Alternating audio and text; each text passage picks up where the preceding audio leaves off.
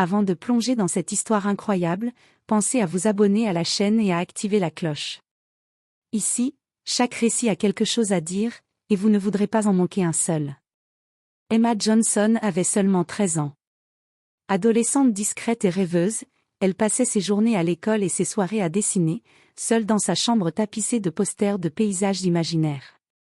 Ses parents, Emily et Robert, étaient fiers de leur fille studieuse, mais ignorants du tourbillon qui allait bouleverser leur vie.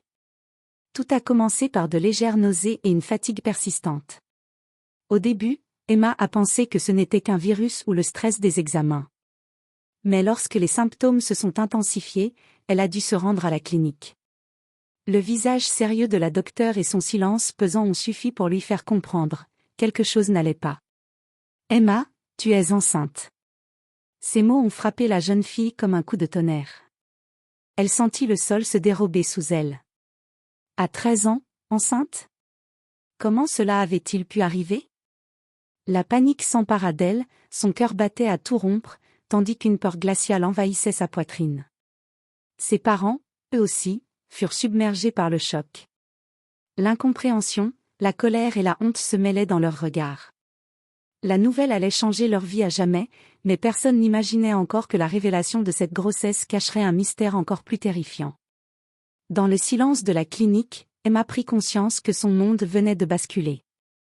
Et qu'au-delà de cette grossesse inattendue, un secret effrayant et inconcevable l'attendait, prêt à se révéler au moment où elle s'y attendrait le moins. Le lendemain de la visite à la clinique, Emma se réveilla avec une boule au ventre. La nuit avait été longue, hantée par des cauchemars dans lesquels elle voyait son futur basculer dans un abîme sans retour. Elle avait à peine 13 ans, et pourtant, son corps portait déjà un secret qui semblait trop lourd à porter. À la cuisine, ses parents étaient silencieux. Robert, le visage fermé, fixait sa tasse de café comme si elle pouvait lui fournir des réponses. Emily, sa mère, s'efforçait de contenir ses larmes, incapable de trouver les mots pour consoler sa fille ou elle-même. Comment cela a-t-il pu arriver, balbutia Robert, sa voix brisée par l'incrédulité. Emma baissa les yeux, incapable de répondre. La peur la paralysait, mais il y avait aussi un mélange de honte et de confusion qu'elle ne savait comment exprimer. Elle n'avait jamais imaginé que sa vie pouvait prendre une tournure si dramatique. À l'école, les rumeurs avaient déjà commencé à circuler. Des murmures derrière son dos, des regards qui pèsent comme des pierres. Ses amis, ceux qu'elle croyait proches, évitaient désormais son regard. Certains élèves la pointaient du doigt, d'autres chuchotaient en riant. Chaque pas dans les couloirs était un rappel cruel de sa situation. Seule sa grand-mère, Ruth, semblait voir au-delà de la surface. Elle prit Emma dans ses bras et murmura. « Ma chérie, nous allons traverser ça ensemble. Tu n'es pas seule. » Ces mots apportèrent un mince soulagement à Emma. Mais elle savait, au fond d'elle, que ce n'était que le début d'un long chemin semé de peur, de jugement et de secrets terrifiants. Elle ne se doutait pas encore que l'épreuve la plus difficile, celle qui bouleverserait tout, surviendrait bien plus tôt qu'elle ne l'imaginait. Les jours qui suivirent furent un véritable cauchemar pour Emma. Chaque matin, elle se levait avec la boule au ventre, redoutant le regard des autres à l'école. Les couloirs, autrefois remplis de rires et de discussions, semblaient désormais être un labyrinthe hostile où chaque murmure et chaque rire lui étaient destinés. Ses amis d'autrefois, effrayés par les rumeurs, avaient pris leur distance. Les enseignants, certains compatissants mais d'autres méfiants, la regardaient avec suspicion, comme si elle portait la responsabilité de quelque chose de scandaleux. Emma se sentait prisonnière, incapable de parler à quiconque sans se sentir jugée. À la maison, le silence était lourd. Ses parents, malgré leur amour, semblaient incapables de comprendre pleinement ce que traversait leur fille. Chaque conversation tournait rapidement à des questions inquiètes et à des reproches implicites. Emma se recroquevillait sur elle-même, préférant passer ses journées seule dans sa chambre, entourée de ses carnets de dessins et de ses couleurs. La seule lumière dans son quotidien sombre venait de sa grand-mère, Ruth. Chaque soir, elle venait s'asseoir près d'Emma, lui parlant doucement, la rassurant que tout irait bien, et l'encourageant à ne pas perdre espoir. Ruth lui racontait des histoires de femmes courageuses qui avaient surmonté des épreuves inimaginables, espérant insuffler un peu de force à sa petite fille. Mais la peur persistait. Emma avait peur de la réaction de la communauté, peur de ce que ses camarades penseraient si la vérité éclatait, peur de la vie elle-même. Elle ne pouvait s'empêcher de se demander, comment allait-elle traverser cette tempête à seulement 13 ans? Et ce qu'Emma ignorait encore, c'était que l'épreuve la plus terrifiante ne viendrait pas des autres, mais du moment où la réalité de sa grossesse se révélerait dans toute son horreur. Malgré la peur et l'isolement, Emma trouva un réconfort inattendu auprès de sa grand-mère, Ruth. Chaque soir, Ruth s'asseyait à côté de sa petite fille, tenant ses mains tremblantes, et lui racontait des histoires de résilience et de courage. « Emma, ma chérie, tu es plus forte que tu ne le crois, » murmurait-elle. « La vie te teste, mais tu ne seras jamais seule. » Ces moments de tendresse étaient les seuls où Emma pouvait respirer, oublier un instant les regards accusateurs et les chuchotements cruels des autres. Ruth l'aidait à comprendre que sa valeur ne dépendait pas de ce que les autres pensaient. Elle lui apprenait aussi à affronter ses émotions, à pleurer sans honte et à parler de ses peurs sans crainte. Un jour, Ruth décida d'emmener Emma dans un petit parc caché derrière la maison. Là-bas, loin des regards, elle parlait librement. Ruth l'encourageait à écrire ses sentiments dans un carnet, à dessiner ses peurs et ses espoirs. Ces instants devinrent un refuge pour Emma, un espace où elle pouvait exister sans jugement. Mais même avec ce soutien, Emma sentait que le monde extérieur était impitoyable. Les regards des voisins, les murmures dans la rue, les jugements silencieux de l'école, tout cela pesait lourd sur ses épaules frêles. Elle savait que les défis ne faisaient que commencer, et que la grossesse à venir apporterait son lot de souffrances et de surprises. Pour la première fois depuis des semaines, cependant, Emma sentit une lueur d'espoir. Avec Ruth à ses côtés, elle comprit qu'elle pouvait affronter l'inconnu, même si le chemin serait semé d'embûches. Ce soutien inattendu lui donnait la force de respirer, de tenir bon, et peut-être, un jour, de retrouver un peu de paix. Mais le destin avait encore une épreuve bien plus effrayante en réserve. Un soir, Emma sentit une douleur aiguë dans son ventre. Elle s'effondra sur son lit, haletante, incapable de comprendre ce qui se passait. Ruth, alarmée, appela immédiatement ses parents. Robert et Émilie se précipitèrent dans la chambre, leurs visages pâles et inquiets, tandis qu'ils réalisaient que le moment tant redouté était enfin arrivé. À l'hôpital, l'équipe médicale prit Emma en charge avec une efficacité froide et méthodique. Les moniteurs clignotaient, les infirmières se déplaçaient rapidement, et le bruit des machines semblait amplifier le rythme cardiaque déjà effrayé de la jeune fille. Chaque contraction lui coupait le souffle, et la peur grandissait dans ses yeux. « Respire, Emma. Tu n'es pas seule, » murmura Ruth, tenant fermement sa main. La mère d'Emma, Émilie, restait silencieuse, incapable de détacher son regard du visage de sa fille, tandis que Robert tentait de maîtriser sa panique pour ne pas effrayer davantage Emma. La jeune adolescente, tremblante, ressentait un mélange de douleur physique et de peur psychologique. Comment pouvait-elle, à seulement 13 ans, affronter ce moment? Les heures passaient, chaque contraction semblait plus violente que la précédente. Emma se cramponnait à la main de sa grand-mère, fermant les yeux et murmurant des prières silencieuses. Le personnel médical, bien que professionnel, ne pouvait cacher son inquiétude. La grossesse avait été extrêmement précoce et risquée, et chaque minute comptait. Soudain, alors qu'Emma poussait avec tout ce qu'elle avait, quelque chose d'inattendu se produisit. Les médecins échangèrent des regards inquiets. La salle se remplit de murmures anxieux. Emma sentit son cœur battre encore plus fort, un mélange de peur et de confusion l'envahissant. Le moment crucial approchait, et avec lui, une découverte effrayante qui allait changer à jamais la vie d'Emma et de sa famille. Le travail d'Emma durait depuis plusieurs heures. Chaque poussée était une épreuve, chaque respiration un effort surhumain pour une adolescente de 13 ans.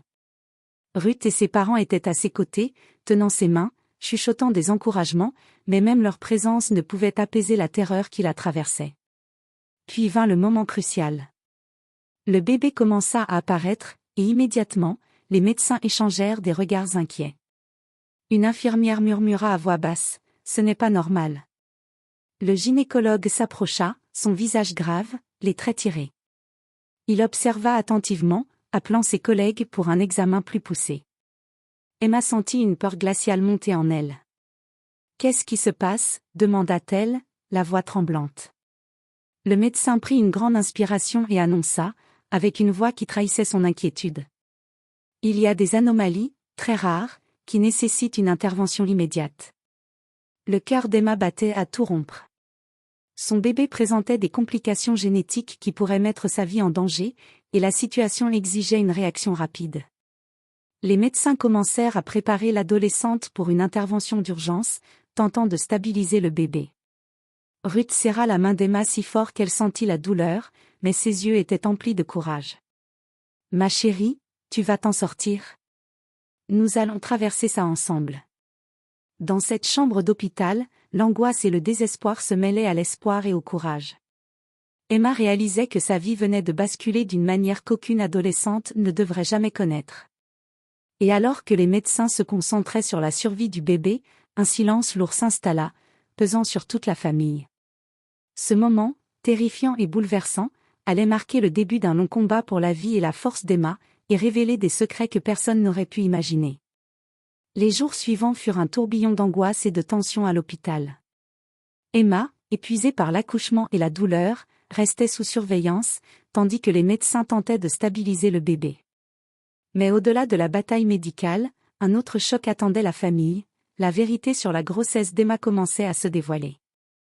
Les médecins et les autorités découvrirent rapidement des indices troublants. Des tests et des examens révélèrent que la grossesse avait été le résultat d'un abus. Les parents d'Emma, déjà fragilisés par la situation, furent confrontés à une réalité impensable, leur fille avait été victime d'un crime. Émilie et Robert se sentirent submergés par la colère, la culpabilité et l'incrédulité. Comment avaient-ils pu être si aveugles ? Comment quelqu'un avait-il pu trahir leur confiance et mettre leur fille dans une situation aussi terrible ? Ruth, impuissante mais résolue, serra ses poings et déclara : « Nous allons la protéger, coûte que coûte. Personne ne pourra lui faire du mal tant que je serai là. » La nouvelle se répandit rapidement dans la petite ville, créant un mélange de soutien, de sympathie et de jugement. Certains voisins et connaissances montrèrent une solidarité touchante, tandis que d'autres laissèrent libre cours à leur cruauté et à leur commérage. Pour Emma, ce fut un choc émotionnel supplémentaire. Elle devait faire face à la douleur physique de l'accouchement, à la responsabilité d'un bébé qu'elle ne comprenait pas encore, et à la peur de l'inconnu. Mais au milieu de cette tempête, elle trouva une force insoupçonnée. La colère et la détermination commencèrent à remplacer peu à peu la peur. C'était le début d'un long combat, non seulement pour sa survie et celle de son bébé, mais aussi pour obtenir justice, protéger sa dignité, et faire face à un monde qui semblait cruel et impitoyable. Emma comprit alors que sa vie ne serait plus jamais la même. Et que le chemin vers la guérison et la vérité serait semé d'épreuves bien plus difficiles que celles qu'elle avait déjà traversées. Le jour suivant l'accouchement, Emma se réveilla dans une chambre d'hôpital baignée par la lumière blafarde du matin. Son corps était encore meurtri par l'épreuve, mais l'inquiétude pour son bébé la maintenait éveillée et tendue. Le petit être qu'elle venait de mettre au monde était fragile, relié à des machines qui surveillaient chaque battement de cœur, chaque souffle. Les médecins expliquèrent que le bébé présentait des complications sévères dues aux anomalies génétiques détectées à la naissance.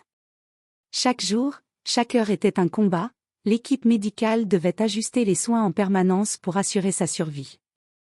Emma, bien que jeune et effrayée, comprit rapidement l'ampleur de la responsabilité qui lui incombait.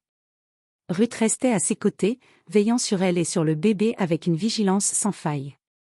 Elle guidait Emma à travers chaque étape, lui montrant comment tenir la main du bébé, comment parler doucement pour le rassurer, et surtout, comment garder courage. « Regarde, ma chérie, chaque petit souffle est une victoire. Tu es sa force autant qu'il est la tienne. » Mais la réalité restait cruelle. Le poids de la peur et de l'incertitude pesait lourdement sur la famille. Les nuits étaient longues, rythmées par les alarmes des machines et les visites incessantes des médecins. Emma, épuisée, devait puiser dans ses dernières ressources pour tenir bon, pour rester présente, pour ne pas céder au désespoir. Petit à petit, elle commença à ressentir une force nouvelle en elle. Chaque progrès du bébé, chaque sourire fragile de Ruth, chaque regard d'amour de ses parents lui donnait l'énergie de continuer.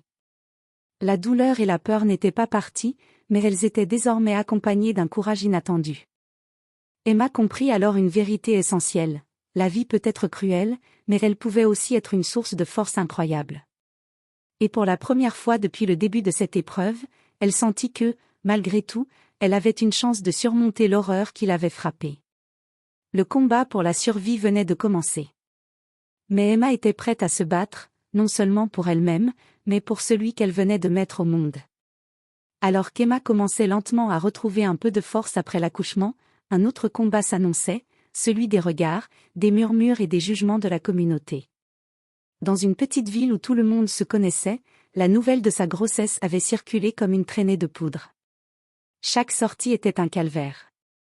Des voisins chuchotaient derrière leur porte, certains la pointaient du doigt, d'autres détournaient le regard avec un mélange de pitié et de jugement. Même certains membres de la famille élargie semblaient plus préoccupés par la réputation que par le bien-être d'Emma. La jeune adolescente sentait sur elle le poids de l'opinion publique, un poids bien plus lourd que celui de son corps meurtri. À l'école, la situation était encore pire. Les chuchotements et les moqueries avaient pris une dimension publique. Emma sentait les regards sur elle à chaque pas, chaque éclat de rire semblait dirigé contre elle. Ses camarades d'autrefois, autrefois si proches, l'évitaient désormais, laissant un vide douloureux autour d'elle. Mais au milieu de cette tempête, Emma découvrit des alliés inattendus. Certains voisins, touchés par sa situation, lui apportaient des messages de soutien et des gestes de bonté. À l'école, quelques enseignants commencèrent à la protéger discrètement des remarques cruelles. Et sa famille, soudée malgré le choc initial, se tenait fermement à ses côtés, lui rappelant qu'elle n'était pas seule. Ruth, toujours à ses côtés, lui répétait chaque jour. Les autres parleront toujours, ma chérie. Mais ce qui compte, c'est toi et ton bébé. Nous savons ce que tu vaux, et c'est ça qui importe. Emma commença à comprendre que la véritable force ne venait pas de la suppression des critiques, mais de la capacité à les affronter avec dignité et courage. Chaque regard méprisant ou chuchotement cruel devenait un défi à surmonter, et non une condamnation définitive. Pour la première fois depuis le début de cette épreuve, Emma sentit que sa voix et sa dignité pouvaient exister malgré les jugements des autres.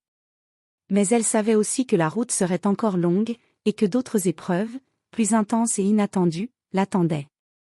Malgré la pression de la communauté et les jugements incessants, Emma commença à entrevoir une lumière au bout du tunnel. Chaque petit progrès du bébé, chaque sourire échangé avec sa grand-mère Ruth, chaque geste de soutien de ses parents et de quelques voisins compatissants, nourrissait en elle une force nouvelle. Emma découvrit qu'elle n'était pas seulement une adolescente vulnérable, mais aussi une jeune fille capable de courage et de résilience. Elle commença à écrire ses pensées dans un journal, à dessiner ce qu'elle ressentait, transformant sa peur et sa douleur en création et en réflexion.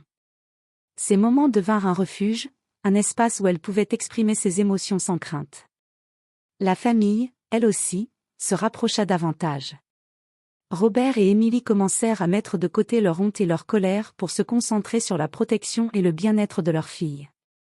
Ensemble, ils se rendaient à chaque rendez-vous médical, soutenaient le bébé et construisaient un environnement sûr pour Emma.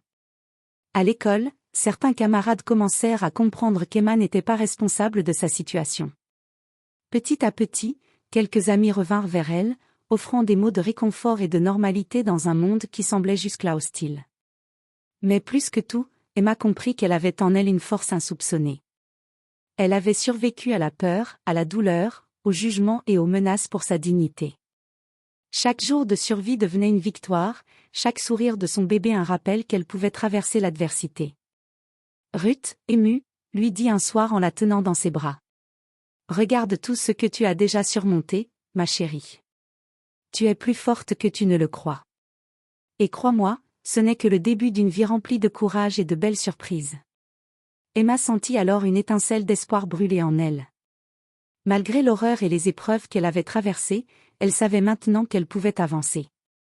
Que la peur et la douleur pouvaient être surmontées, tant qu'elle était entourée de ceux qui l'aimaient et qu'elle croyait en sa propre force. Pour la première fois depuis le début de cette tragédie, l'avenir semblait, même légèrement, prometteur. Les semaines passèrent, et Emma commença lentement à retrouver une vie un peu plus normale. Son corps guérissait, le bébé grandissait sous les soins attentifs des médecins, et la famille, unie, faisait tout pour créer un environnement sûr et aimant. Chaque jour apportait de petits progrès, chaque sourire échangé devenait un rappel que la vie pouvait renaître même après la douleur. Emma apprit à tenir son bébé dans ses bras, à le nourrir, à le protéger. Chaque geste, chaque contact renforçait son lien avec cet être fragile et précieux. Elle comprit que, malgré son jeune âge, elle pouvait être une mère aimante et responsable.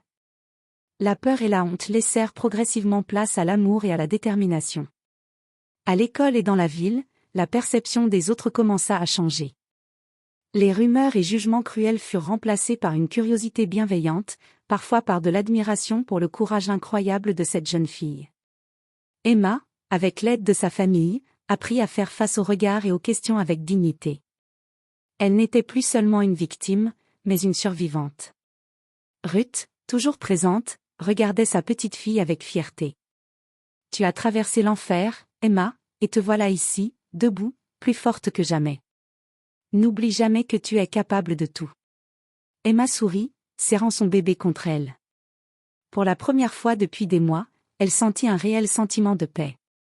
La vie ne serait jamais facile, et certaines blessures resteraient à jamais, mais elle avait trouvé en elle-même et dans sa famille la force de continuer. Le futur s'ouvrait devant elle comme un chemin inconnu mais prometteur.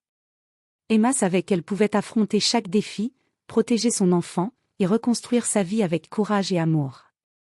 Elle avait survécu à l'impensable, et désormais, chaque jour était une victoire, chaque sourire de son bébé un symbole de renouveau et d'espoir.